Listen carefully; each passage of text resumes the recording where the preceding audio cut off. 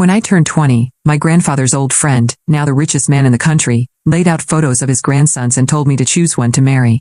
Without hesitation, I chose Nathaniel Chapman. Everyone was stunned. I'd always been hopelessly in love with George Chapman. In my past life, I married him. Because of that, he inherited most of his grandfather's wealth. But soon after, he began an affair with my sister. My parents were furious and sent her abroad, but George believed I exposed them and began to despise me. He cheated openly, surrounded himself with women who resembled my sister, and replaced my medication with slow-acting poison. I died, pregnant and heartbroken. Now I've been reborn, and this time, I let them have each other. After leaving Mr. Chapman Sr.'s study, I ran into George and his cousins. They mocked me as usual. George sneered, "Are you trying to get Grandpa to speak for you again? Haven't you milked your grandfather's war story enough?" I stayed calm. Mr. Chapman Sr. invited me. "He's throwing a birthday party for me tomorrow." His cousins froze. The old man hadn't involved himself in family matters for years. They knew this was more than a party, it was a test. He told me that whoever I chose at 20 would inherit his estate and lead the family. Their mood changed instantly. "Congrats, George," one cousin said. "Looks like you're finally getting what you want," George added, turning to me. "But once we're married, we live separate lives. That's the only way I'll agree." I was stunned. Had he been reborn too? Then Isabella appeared, my sister, wearing a miniskirt and coughing faintly. George rushed to her side.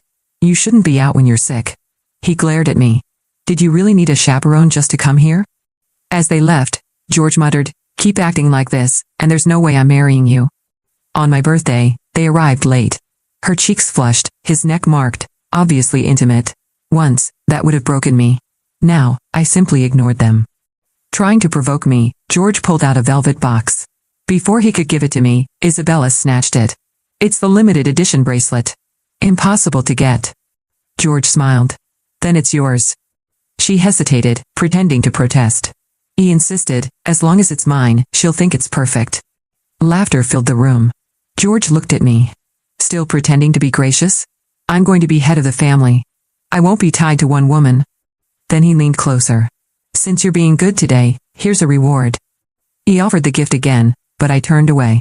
"Have some respect, Mr. Chapman." He froze. "Respect?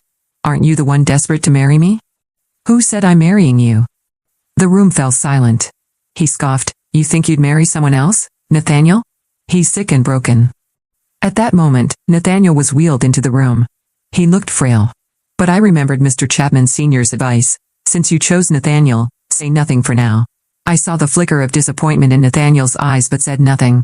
Let them laugh. Later, in the car, Isabella flaunted her bracelet. "Even if you marry George, you'll never win his heart." I smiled. "You're right. I hope you grow up fast and marry him soon." She blinked, caught off guard, then smirked. "Pretend all you want. George loves me." Days later, during Thanksgiving, I returned to the Chapman home with gifts. Isabella greeted me in designer clothes. George gave me everything. I told him I don't like flashy things, but he insisted. I tried to walk past, but she blocked me. "Why so cold? Love can't be helped." Then, she burst into fake tears and collapsed. "Beatrice, how could you hit me?" George rushed in. "Are you serious? Hitting your sister?" I laughed bitterly. "You're so young, Isabella. Already this manipulative?" Before I could finish, George slapped me. I clenched my fists but held back for the sake of the guests. Isabella clung to him, fake tears in her eyes. "Something's in my eye." Whispers spread. "Isn't that the Leighton girl? Fighting over a man? What a disgrace." George turned to me with disgust. "Apologize. You're an embarrassment." But I had nothing left to say. Let them drown in their own game. I had already chosen my path, and it no longer included them. George's words hung in the air like a stench. I could feel the guests' judgment piercing through me, their whispers swelling into a quiet storm. My cheeks still burned from the slap, but what hurt more was the familiarity of it all. I had lived this pain before. And last time, I had crumbled. Not this time. With quiet poise, I straightened my posture and met George's eyes without flinching. "You're right," I said coolly. "You did end up with a woman like me. Strong, loyal, and unfortunately, blind, for far too long." His jaw tightened. Isabella clung to his arm like a child clutches a prized toy, but I could see it now, how desperately she sought to outshine me, to provoke me. And in doing so, she'd revealed something far more valuable, They needed me to break. That was their power. My weakness. But if I no longer gave them that satisfaction, what would they have left? I turned to the guests, offering a soft smile. I won't apologize for being falsely accused, I said clearly. But I will excuse myself so that you all can enjoy Thanksgiving without theatrics. As I walked away, I heard Isabella's voice falter behind me, no longer quite so triumphant. George said nothing. That evening, I visited Mr. Chapman Sr. in his study. He sat in his leather chair, surrounded by dusty tomes and the scent of cigars and aged brandy. He looked up as I entered, eyes sharp. You handled today well, he said. Much better than last time. I blinked. You, remember? He gave a dry chuckle. You think you were the only one reborn, child? My breath caught. I made mistakes too, he continued. George was one of them. But this time, I'm giving you the chance to correct what I couldn't. I stepped forward slowly, heart pounding. What do you want me to do? Marry Nathaniel. And protect this family, not for its name, but from itself. George is a poison that runs deep in our bloodline. You were the only one strong enough to resist him. That's why I chose you. I stared at the man I once thought was just a bitter old relic. But now, I saw the truth in his eyes. He remembered everything. Just like me. As I nodded, I knew. The real war hadn't even started yet. And this time, I would win. The next morning, I received a letter sealed with the Chapman family crest. Inside was a formal invitation, to tea with Nathaniel Chapman. Just tea. Nothing else. But my hand still trembled as I held it. The last time I'd truly spoken to Nathaniel, he could barely lift his head. A man once full of laughter and charm, reduced to silence and shadow by a mysterious accident. In my past life, I had never dared to ask questions. I had been too consumed by George, too distracted by the pain he and Isabella caused me. But this time, I saw Nathaniel clearly, and I had a feeling there was far more to him than anyone realized. When I arrived at the garden pavilion, Nathaniel was already there, seated in his wheelchair, looking impossibly elegant in a deep navy suit. A book rested on his lap, half closed. You came, he said, a soft smile tugging at the corners of his lips. I did. I wasn't sure you would, after yesterday, he added, eyes meeting mine. You looked tired. Tired of pretending, I replied. But I think you understand that better than anyone. A brief flicker of amusement danced in his gaze. You always were sharp, Beatrice, even when you tried to dull yourself for George. I sat across from him, startled by his candor. You remember? He gave a small nod, slow and solemn. Not everything. But enough. Enough to know what he did to you. What they both did. The garden fell into silence. Only the sound of birds and the distant clink of porcelain interrupted our stillness. I never hated you, you know, Nathaniel said quietly. I hated how you looked at him. Like he was the sun and you were willing to burn just to stay close. I swallowed hard. I thought it was love. It was obsession. And he fed it. I didn't deny it. Because he was right. Nathaniel reached into his coat pocket and pulled out a velvet pouch. From it, he withdrew a small, delicate locket. This was yours once. You dropped it the night George humiliated you in front of everyone. I kept it. I opened the locket slowly. Inside was a tiny photo of me, barely 17, smiling with unshakable hope. She looks so foolish now, I whispered. She looks brave, Nathaniel countered. She loved with everything she had, even if it destroyed her. I closed the locket and looked at him. Really looked at him. I'm going to choose you again, I said. A breeze stirred between us. Nathaniel blinked. I know I'm not supposed to say anything until the time is right, I continued. But you deserve to hear it from me. You're not a placeholder. You're the reason I came back stronger. He didn't speak for a long while. Then he finally said, if you choose me, Beatrice, this time I won't just protect you. I'll fight beside you. And in that moment, I believed him. But far away, hidden behind the curtain of the second-floor balcony, Isabella stood watching. And the twisted smile on her face said it all. She wasn't going to let me go that easily. The day after tea with Nathaniel, I received an unexpected visitor. Miss Layton, the butler announced, Lady Chapman requests your presence in the East drawing room. Lady Chapman. George's mother. A woman who, in my past life, barely acknowledged me unless it was to deliver a cutting remark wrapped in civility. I followed the butler through the long corridors of the Chapman estate, each step heavier than the last. She was waiting by the fireplace, a porcelain cup in hand, her posture as stiff and flawless as ever. Beatrice, she said without looking up. How strange that we haven't had a proper conversation until now, despite you being a constant presence. I smiled politely. Thank you for inviting me, Lady Chapman. She gestured to the chair across from her. Sit. I won't keep you long. I did as told. You must think the family is in disarray, she began. All these rumors, scandals, and rebirths. Her eyes flicked to mine, but the truth is, chaos has always favored the bold. I said nothing. She leaned in slightly. I'm going to be honest with you, Beatrice. I don't like you. I never did. You remind me too much of what I tried to escape when I married into this family: hunger, ambition, need. I kept my expression unreadable.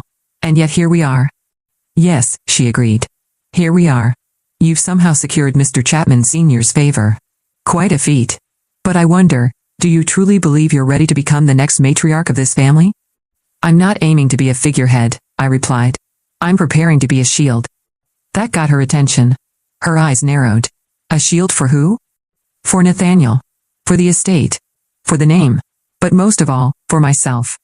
There was a pause. Then, to my surprise, she let out a bitter laugh. You're clever. I'll give you that. But cleverness without cruelty won't get you far in this house. I've had enough cruelty for one lifetime, I said coldly. She stood, smoothing the fabric of her gown. Then you'd better pray that your kindness doesn't get you killed. I rose as well, lifting my chin. Thank you for the tea. She turned her back to me, but her voice followed. One more thing, Beatrice. You should know Isabella's engagement is being announced next week. I froze. Engagement? To George, of course. The announcement will be made at the Chapman Winter Gala. I suggest you prepare a proper reaction. The press will be watching. The room blurred for a moment as old wounds threatened to split open again. But then I remembered Nathaniel's words. I won't just protect you. I'll fight beside you. I smiled. Thank you for the warning. As I stepped outside, the frost in the air stung my cheeks, but I welcomed the chill. Let them announce what they wanted. Let them cling to their delusions. They thought they were staging my downfall. But I was preparing my rise. The day of the Chapman Winter Gala arrived draped in frost and tension. Snow fell in soft flakes over the estate, blanketing its grand courtyards and marble statues in silence. Inside, however, the air buzzed with anticipation. The ballroom was ablaze with chandeliers and whispers. Politicians, socialites, and reporters packed the room, all waiting for the same headline. The engagement of George Chapman and Isabella Layton. I arrived alone, wearing a black velvet gown that shimmered like night sky when I moved. No lace. No diamonds. Just elegance, power, and quiet defiance. I didn't need to outshine Isabella, I just had to survive her performance. When I entered, heads turned. Eyes followed. I could hear their thoughts. She came? Does she not know? How desperate can she be? I let them look. Let them judge. From across the room, I saw George. He was dressed impeccably, as always. But something about him seemed off. His expression was tight, his jaw clenched. Isabella stood beside him in a blush pink gown, delicate and glowing. She looked like a porcelain doll, fragile, flawless, and utterly fake. Their parents were all in position. The string quartet shifted into a soft melody. And then, with all the grace of a rehearsed show, Lady Chapman raised her glass. Ladies and gentlemen, she began, smiling thinly, we are honored tonight to announce the engagement of my son George Chapman to Miss Isabella Layton. Polite applause followed. Then Isabella gasped, far too theatrically, as George pulled out a box and opened it. Inside, a massive diamond ring.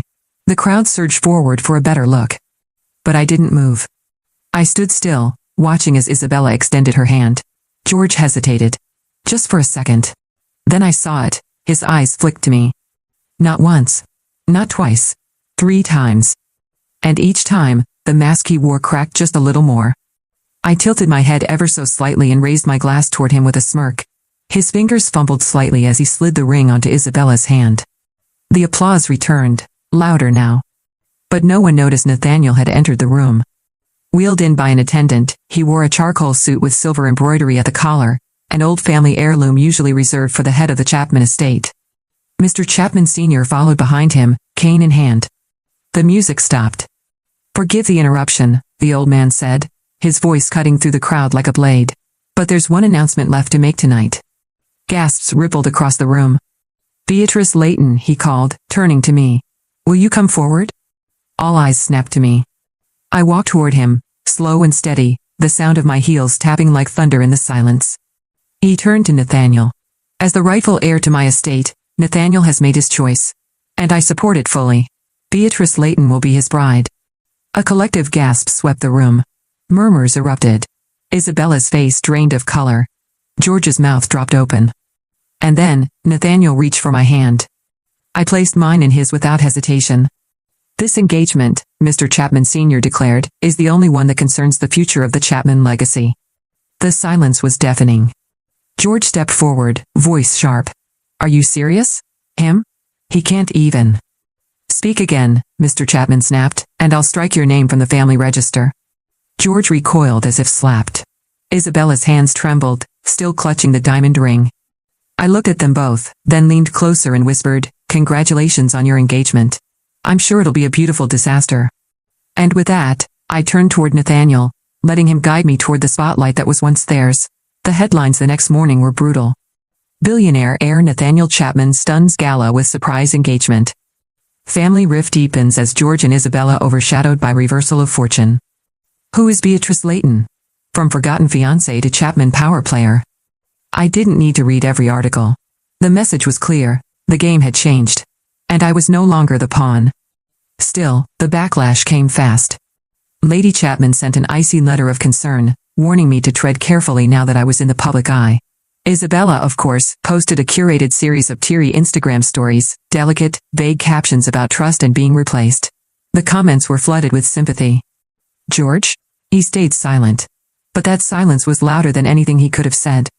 Meanwhile, Nathaniel remained calm through it all. He summoned me to the west wing of the Chapman estate, a part of the house I hadn't visited since my previous life. This time, the walls didn't intimidate me. When I entered, he was sitting by the window, sunlight casting a soft glow on his pale skin.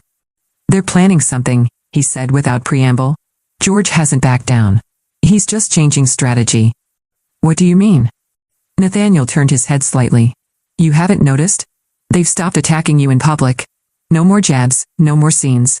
That's not kindness. That's preparation. My spine stiffened. They're planning to humiliate me. No, he said slowly. They're planning to break you, quietly. I sat down beside him. Then let's not give them the chance. He looked at me, really looked at me. Are you ready for that? I've been ready since the moment I chose you. He smiled, just faintly. Good. Because I have a proposition. Nathaniel opened a drawer and pulled out a file, thick, stamped with legal seals. This is a trust amendment. Grandpa wants me to take over the family holdings sooner than expected. But I can only do that if I prove stability.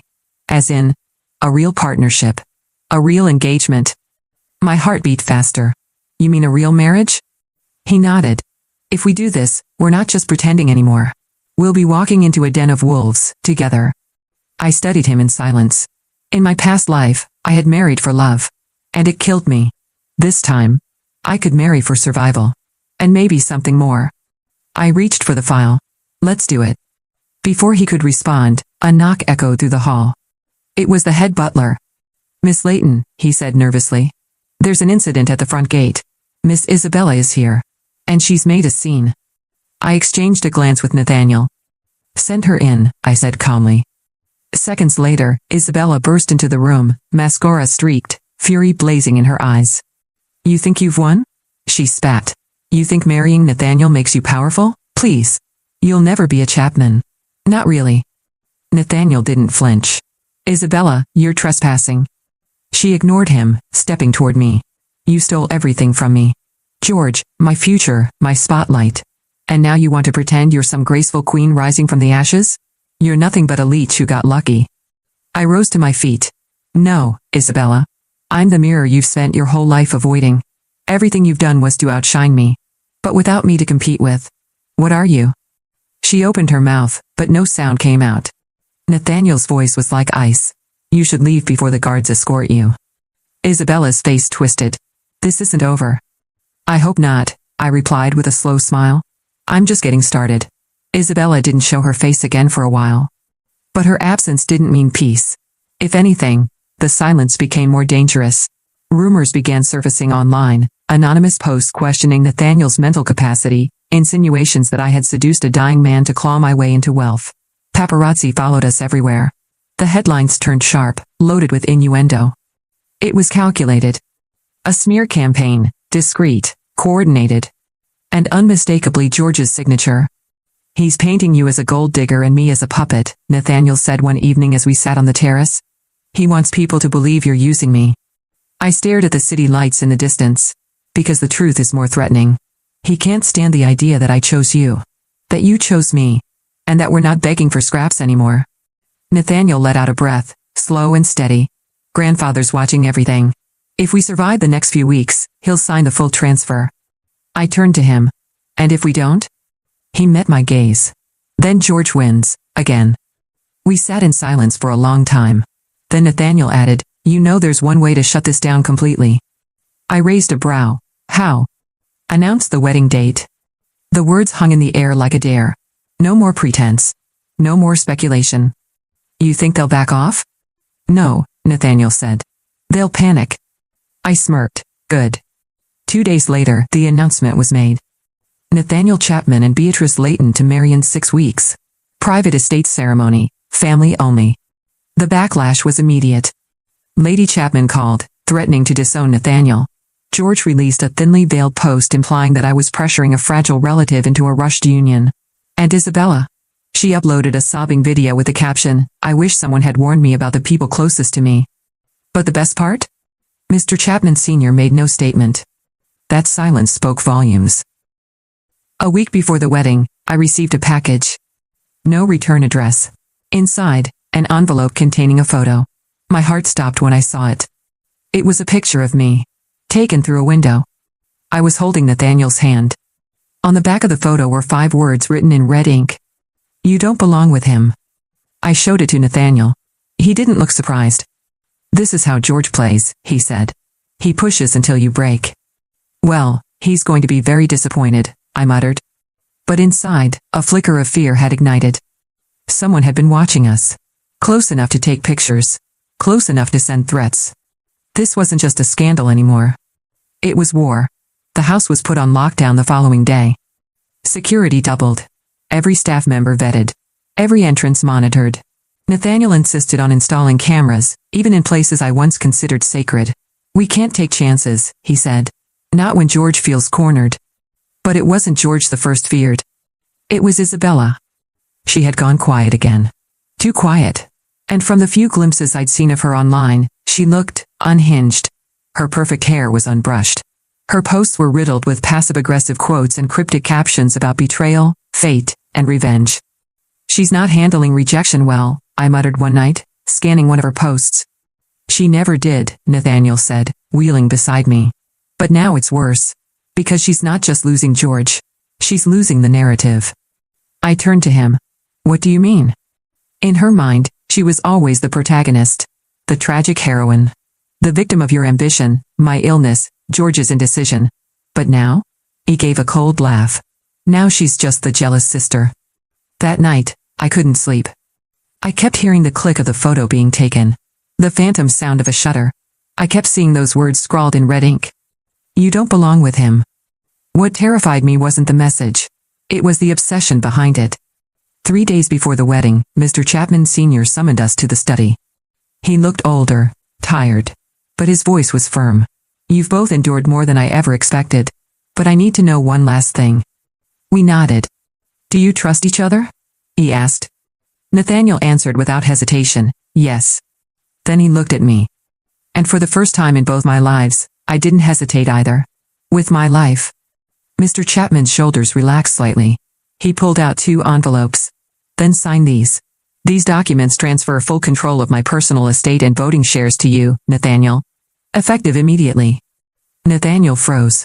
"I thought you were waiting until after the wedding." "I was," he said. "But I've received threats. So has Beatrice. And yesterday, someone tried to bribe one of the chefs assigned to your wedding dinner." My blood ran cold. "It's begun," he continued.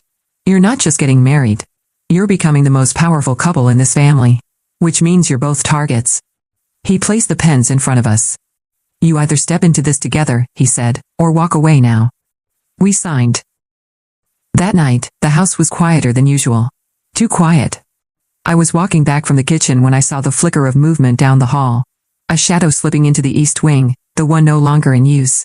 My instincts screamed. I followed. The hallway was dark, cold. And then I saw her. Isabella. She stood by one of the grand mirrors, her reflection warped by the age of the glass. She was barefoot. Her dress was torn at the hem. In her hand, my old locket. I remember when you dropped this, she said, her voice sing-song and eerie. You cried for hours. Over something so small. Isabella, what are you doing here? She turned to me slowly. Her smile was sharp, empty. I just wanted to see you. One last time. Before what? She stepped closer. Before your little fairy tale ends. Then I saw it, glinting in her other hand. A syringe. And she lunged. Time slowed as she lunged. I barely dodged to the side, her body colliding with the wall instead of mine. The syringe clattered to the marble floor, skidding beneath a cabinet. Isabella, I shouted, backing away. What the hell is wrong with you? She turned, wild-eyed, breath ragged. You took everything from me.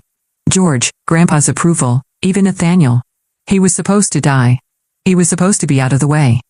My blood ran cold. What did you say? She laughed, bitter, shaking. I switched his meds. I've been doing it for months. It was easy, everyone thinks I'm harmless. Pretty, gentle little Bella, she spat the words like poison. He was getting better. I couldn't let that happen. Footsteps thundered down the corridor. It was Nathaniel, flanked by 2 guards. He froze when he saw her. Bella, he said softly, as if talking to a wounded animal. You did this to me? She looked at him then. And for a brief second, her mask cracked. You were supposed to love me, she whispered. But you never even looked at me. I looked at you, he said quietly. And I saw exactly who you were. The guards moved forward. She didn't resist. As they took her away, she kept murmuring to herself, over and over. She ruined everything. She ruined everything. Nathaniel and I stood in silence long after the hallway was clear. She confessed, I said numbly. To everything. He nodded, jaw clenched. I always suspected someone was tampering with my recovery. I just never imagined it would be her. We walked back to his room in silence. My hand never left his. Later that night, Mr. Chapman Sr. issued a statement to the press. In light of recent events, all future decisions regarding the Chapman estate and legacy will be handled exclusively by Nathaniel Chapman and his fiancée, Beatrice Layton. Effective immediately. No denial. No attempt to protect Isabella. He was drawing the line. We were officially in charge. But the celebration would have to wait. Because behind the press photos and polished appearances, we were still 2 people recovering from betrayal, grief, and nearly losing everything. Nathaniel looked at me as I sat by the window. She won't be the last to try, he said. I know, I replied. But next time, we won't flinch. And as I watched the sun begin to rise, I knew. The final chapter wasn't about revenge. It would be about rebirth. Our wedding was quiet. Not because it lacked elegance, everything from the winter florals to the candlelit aisle was breathtaking, but because we kept the guest list short, the emotions real, and the noise outside. No photographers. No press. No drama. Just the people who had stood with us when it would have been easier to walk away.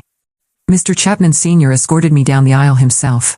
His hand trembled as he passed mine to Nathaniel's. Lead well, he whispered. And never let them turn you cruel. I nodded.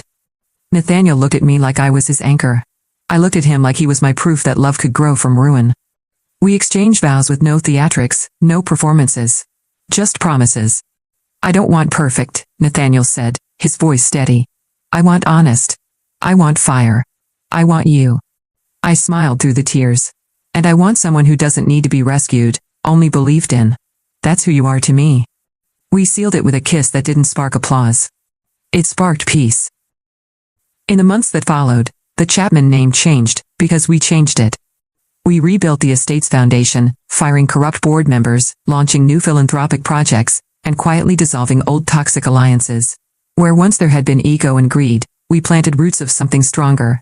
Legacy, built with intention. George fled the country, his name still tarnished by whispers. Isabella was committed to a private facility. And though the press occasionally tried to revive their stories, no one cared anymore. Their chaos didn't matter now. Not when the future finally belonged to someone else. To us. One morning, I woke up before Nathaniel and found him reading by the window. The light hit his face just right, clear-eyed, stronger now, more at peace than I'd ever seen him. Do you regret any of it? I asked softly. He looked up. Not a second. I walked over and slid into his lap. Not even the parts where we were both nearly destroyed? He kissed my shoulder. Especially those. They made you choose yourself. I smiled. No. They made me choose you. And this time, I chose right. As the sun poured into the room, I realized the truth I had been too afraid to believe in my past life. Sometimes, the second chance isn't about rewriting the story. It's about choosing a different ending, with the same characters, but finally, the right roles. And this time, I wasn't the desperate girl chasing a love that broke me. I was the woman standing beside a man who built with me. Together, we weren't surviving anymore. We were finally living.